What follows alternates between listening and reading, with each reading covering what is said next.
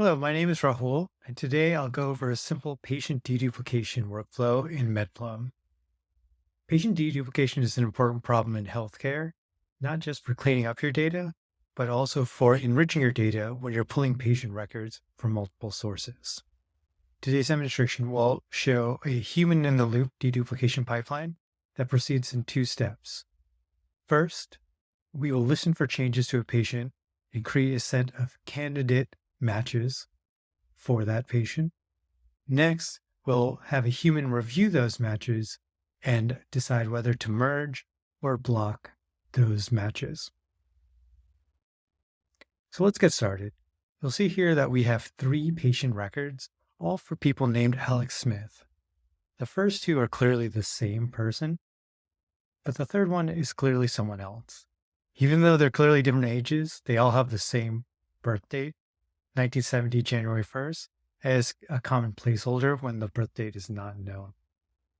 For our deduplication pipeline, we're going to do a match on first name, last name, date of birth, and zip code, which can be a pretty high fidelity matching pipeline.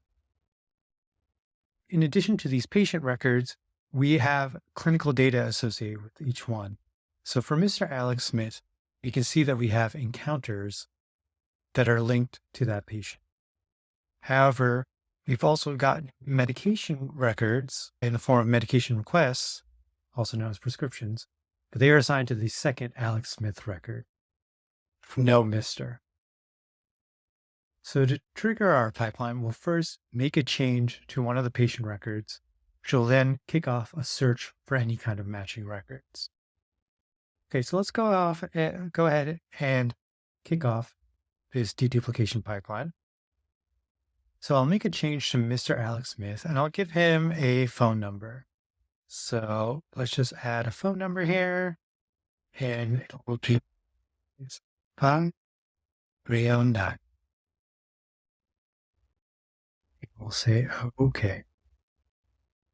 This will kick off one of our bots that will look through all patients to find matches. Once it finds a match, it will create a task resource to review the potential duplicate. So let's look at it here. There's not much to the task.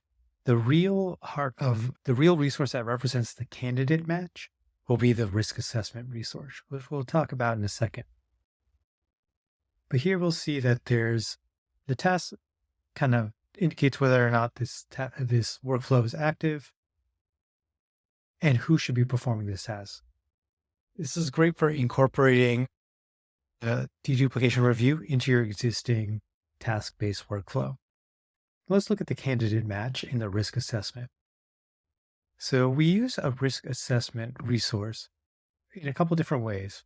First, we use the method field to indicate what kind of matching rule produced this candidate match. Here it was a name, date of birth, and zip code, as I mentioned earlier. The subject is who is considered the source record. That is the person who triggered the matching process. And we use the basis field for the target record, who we think they matched to. We can also have, if we look at the JSON, we see that we can have a numeric score on the probability of match, as well as a qualitative assessment. Here we're saying it's 90%, it's almost certain, but we can't be 100% sure. So we'll see after this first step, we have 2 candidate matches. One is Mr. Alex Smith to Alex Smith, and another one is Mr. Alex Smith to Miss Alex Smith, the woman patient earlier. Now we're ready for the second part of our pipeline, which is to merge these records. So we'll go to our first one. We'll click on the Apps tab, which will show a questionnaire. Questionnaire is a type of FHIR resource associated with this risk assessment. Again, the risk assessment being the risk of a match. And we think that Mr. Alex Smith and Alex Smith are probably a good match. So we'll decide to merge them. So we will not check this box. And then we'll have a couple choices in terms of how we merge the data. We're going to merge the names. We're not going to do anything with the address because they're the same. And for right now, we won't delete the source patient. The reason you might want to do this is after you've done the deduplication, you might want to clean up the old data. However, right now, we want to keep the old data around for posterity. So we'll click OK here. Now, if we go back to our patients, we'll see a couple things. We'll see that within these two records, the Alex Smith record has now become the master record.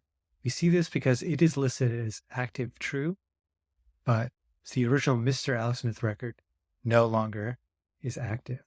We'll also see that there's this link field that says it replaces Mr. Alex Smith, and the other way around, Mr. Alex Smith is replaced by Alex Smith. So there's a bi-directional link there.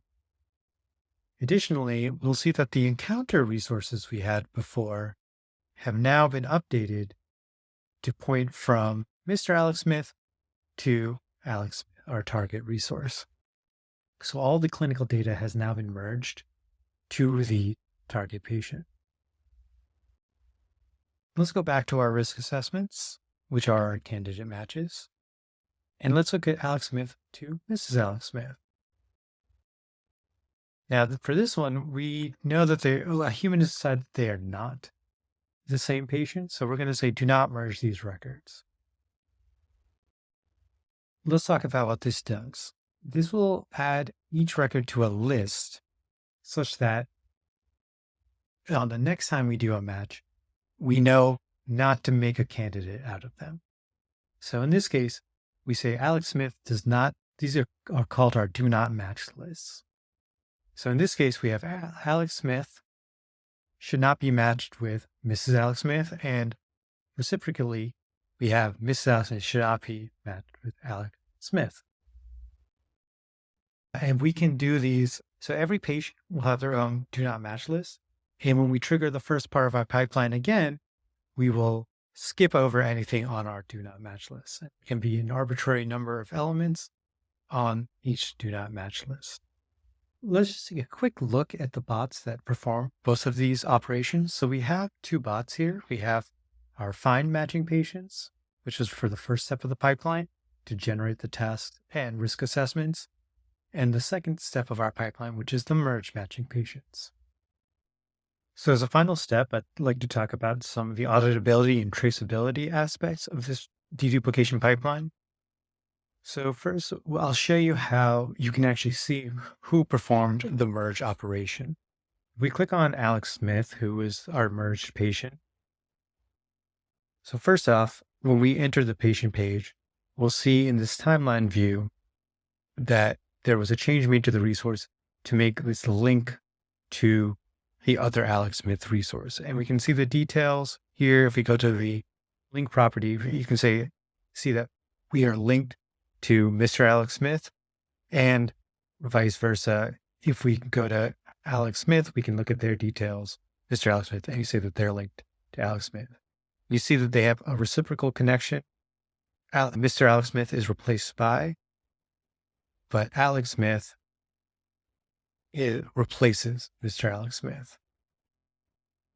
Next, we can look at the history tab to see all the changes that were made. And we can actually see that I was the one, if we look here, who added those links. And this is a key point I want to focus on. Even though we use a bot to do it, we actually get the auditability that I was the one who triggered the bot. The way we set that up is that if we go to the bot resource itself,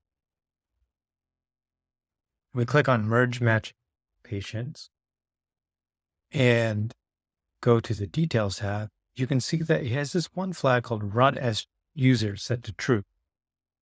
For these kind of sensitive deck pipelines, you are going to want to turn that on. What that means is that when this bot runs, it keeps track of who triggered it and will show up in the history as that person performing the operations as opposed to the bot itself. So this is just to give you a quick overview of how, even though we perform this merger operation, you can audit when it was done and who it was done by. These bots are stored in our MedPlum demo bots repo, and I encourage you to check out that repository to check out the code. Thank you and have a good day.